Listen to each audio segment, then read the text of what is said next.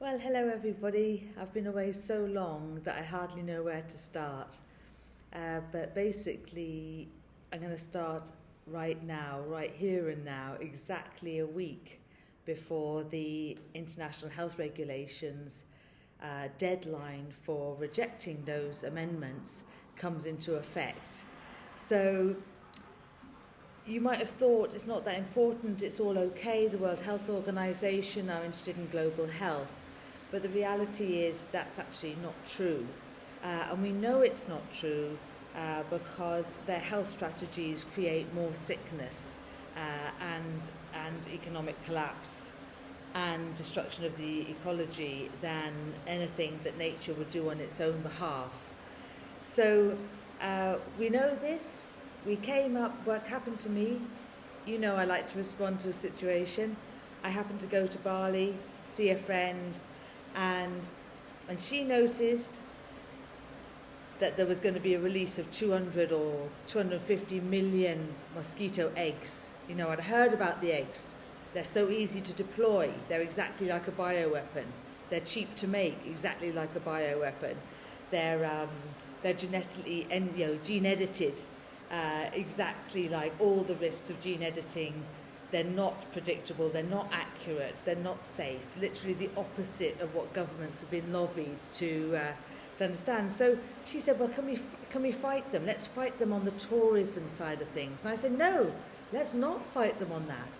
Let's fight them on all the levels that we're going to need in order to get out of the World Health Organization. People need to understand this idea of pandemic preparedness is absolutely disturbing, absolutely sinister to the core. So basically what's happened is they have every health ministry, you ask them, I guarantee you, every health ministry, look them up at the Geneva Assembly, World Health Assembly, May last year, and they will be saying something like, actually very like the Indonesian health minister said. He said, this is a great market opportunity. We're going to get 2.4 billion to implement these health strategies and get ready for a pandemic. We're going to get digital passports. And then from year on year, every year, we're going to get 10 billion. That's a lot of money to anybody, but it's an awful lot of money to a country over this neck of the woods.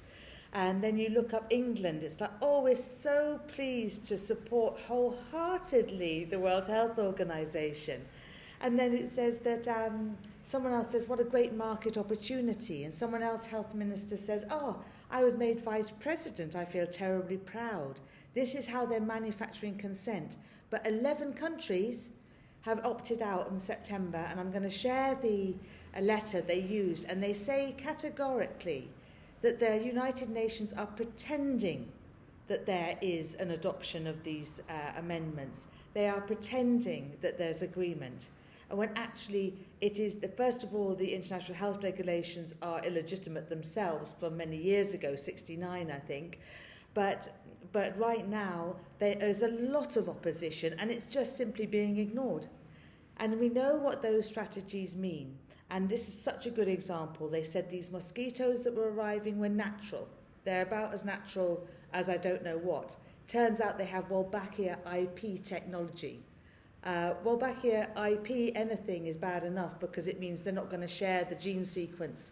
So our own EPA can't look at what's happening to our rivers, what's happening to our people, whether it's coming into the food system or into our bodies, or whether there's new illnesses and whether they contribute. No, none of that. But even worse, IP technology actually refers to Internet Protocol technology. So there is a monitoring system going in. Internet Protocol coupled with Microsoft artificial intelligence. Bear in mind, Microsoft were the very same artificial intelligence modelling system where they decided where to deploy the eggs in people's homes. And how they managed to risk assess. The World Health Organization's independent arm risk assess these mosquitoes. The researchers didn't at all. They said they didn't need to. It was all done by the World Health Organization. They found 50 biohazards, all thankfully negligible risk. Now, I wouldn't believe that personally, but we have to argue these things that people have absorbed wholeheartedly. And it's a huge danger. I mean, thank goodness the Indonesian authorities woke up. They hadn't even been told. Every country has a planning arrangement, and here it is that Health Ministry talks to the Defence Ministry. They have equal power, and they all meet within the planning committee, a coordination committee, and discuss all high impact projects. But no, it turns out that only the health minister had heard about this one, and so luckily the other people who knew, who we told said, actually maybe we do need due diligence. So we've had this petition out for 3 or 4 weeks. It's got, I don't know, probably collectively the different ones in Bahasa Indonesia and in English maybe have 60,000 votes, but that isn't what's important. What's important is the narrative that keeps getting played out. We got our postponement. Ha ha! It's amazing. It's amazing how these things inexorably go on, even when there's really legitimate and concerns that need to be answered. It can still happen. And what I wanted to do, and what I want to impress on you today, is that if we don't use this exact health strategy and all the risks that includes and all the difficulties in postponing it, just imagine what it's going to be like when the World Health Organization have legally binding agreement that they can implement, and we must pay for public purse from independent sovereign governments will receive instructions on what drugs to buy, what lockdowns to implement, what surveillance to use. And turns out these mosquitoes have this surveillance technology being rolled out at the same time as another Indonesian university is studying smart cities for the same areas, Denpasar and Kalimantan, the new capital, just in moments away from handing complete control, complete government decision-making, complete safety of the people, straight over to foreign control. The mosquitoes were funded completely by Australia. Microsoft is obviously Bill Gates, and so are all the testing. And all the IP technology. So that's everything is feeding back to a country outside our own. This is what happens. And do you know what? After next week, we won't have a choice. So I ask you, every man and woman, I mean, it's hard enough to know that it's the head of state. That's all it needs, is the head of state to act, to send a simple letter, a template I've already put on my blog, and I will share again this evening. All they need is a simple letter from the head of state, be it president or king or queen, saying we reject the amendments. These particular little group of amendments shorten the time from 2 years to 6 months when we have to make a decision about implementing something. And that is far too short a time. We also hear the English health minister at the Geneva Convention going, oh yeah, we're aiming for a 100-day vaccine. I mean, have they not noticed the adverse events? Who's going to be collecting the adverse events? Who's going to be liable? All these questions haven't been answered. So we've got together due diligence questions, true Micklem style. I started writing due diligence questions to work out how similar to the experimental trials is it to the Bali release. And I came up with 83 absolutely critical ones. The one that was really telling was the one that said, why are you calling Sri Lanka's mosquito release a success when they've got a world record number of dengue cases now, 63,000 and counting? And actually they have a larvae crisis as well, so much so that they're now normalising the presence of drones in the sky to try and monitor. So we have this situation with lies, with money exchanging hands, and with things being implemented without due process, without due diligence, be it operational, be it financial, be it legal. And it's very dangerous. I really ask you just to write. You don't have to wait to find someone who's more important than you. As a man or a woman, you have every right to say, right, we need to... I'm going to write to every MP I mean, MP in England would be Bridgen, because God knows he's tried to raise it. But obviously we all know people, but I think there's only 6 degrees of separation between everybody.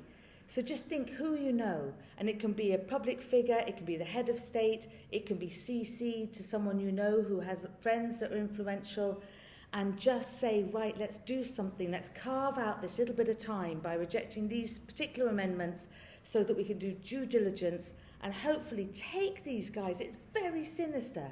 Very sinister. An interview with the World Mosquito Programme scientists last week exposed that there's a huge spike of a different species, the one that carries the encephalitis. And we're talking shrunken baby heads. And this was considered somehow acceptable. And 4 or 5 babies got it and 1 died. And then they thought, oh, we better roll out a vaccine. Luckily, it was stopped. This is the sort of situation we're dealing with. And we have to get this message out there. And so please support us here in Indonesia, because the military have really recognised that this is a bio-attack. They've really recognised the threat to sovereignty of all nations. And so has the ex-health minister, who had her own concerns, because when she was the health minister, the World Health Organization stole and insisted on taking samples out of Indonesia that she had said categorically mustn't go. So we have that background here. But we need the support. We need all 196 members who are blindly being walked into this by corrupt, and I say corrupt, in a very general way, of health ministers. They're receiving money. They know, whatever else happens, that pandemic preparedness fund is coming straight to them. They will have more power than defence. They'll have more power than the president. They will be conducting the whole budget, and that will be that. They're right away with it. They don't even notice that they're going to be asked to do things that they absolutely karmically should never, ever do. So we need to make sure that our presidents and our monarchy, they know, and they're not, that they know that they are being represented and that they are losing the sovereignty and all decision-making powers and the health of their nations. And we as men and women have absolutely that power to just start writing letters and just say, just sign it like you always sign it. Or they do in the paper, concerned from Oxfordshire or concerned from Cork. Let's just get something out there. So we've at least stood up and said, no, this is genocide. If we could understand these videos of these World Mosquito Programme scientists, the report about that interview, we will be saying that is what it is, plain and simple. They're injecting other things in. It's an endless, very dangerous situation, and they are refusing because so much money is exchanged hands. It is very difficult for countries to extricate themselves. So let's just carve out this moment. Let's just say you don't have to extricate from the whole treaty, from all the international health amendments, or from all the United Nations actions. Just do this bit, because otherwise we are going to regret it. And come April next year, everything will become legally binding.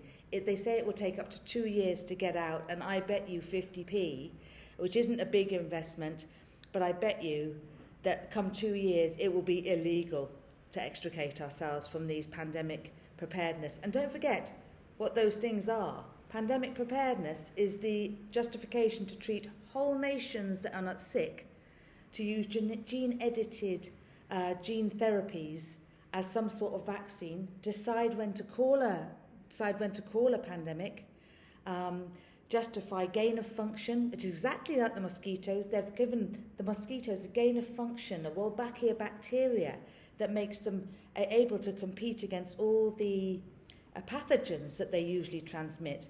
But what next? It's a symbiotic, a symbiont. And we all know what that means. And it'll be absolutely happily relaxing with those interacting with the Wolbachia and our own parasites. And you name it. It's beyond sinister, and we just need to carve out time to do a proper due diligence from our own countries, or maybe connected through other organisations, but but this is important and it needs action really today.